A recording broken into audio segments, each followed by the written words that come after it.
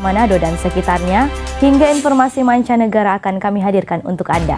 Kita ikuti informasi pertama. Pemirsa, lantaran dendam karena hubungannya tidak direstui, seorang pria di Kabupaten Kepulauan Sula, Maluku Utara, tega menghabisi nyawa ibu mertuanya. Istrinya sendiri dan adik iparnya juga nekat dibunuh.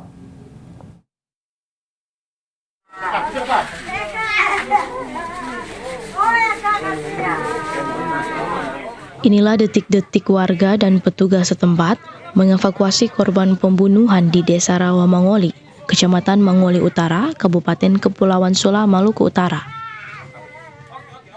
Kasus pembunuhan ini terjadi pada Rabu pukul 2 dini hari. Pria berinisial GO, usia 37 tahun, tega menghabisi nyawa ibu mertua. Istrinya sendiri dan adik iparnya ikut dibunuh.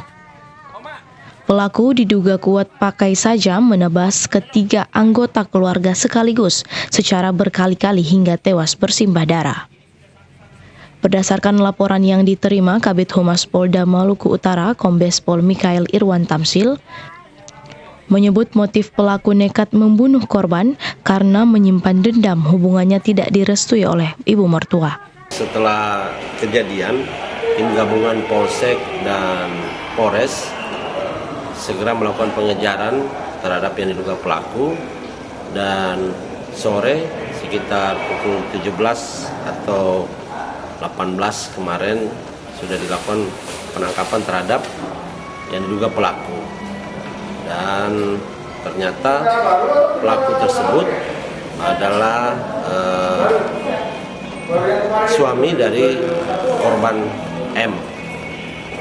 Yang menjadi motif dalam peristiwa ini adalah pelaku merasa dendam dengan mertuanya karena dianggap tidak merestui hubungannya, sehingga hubungan antara korban dan pelaku menjadi tidak baik.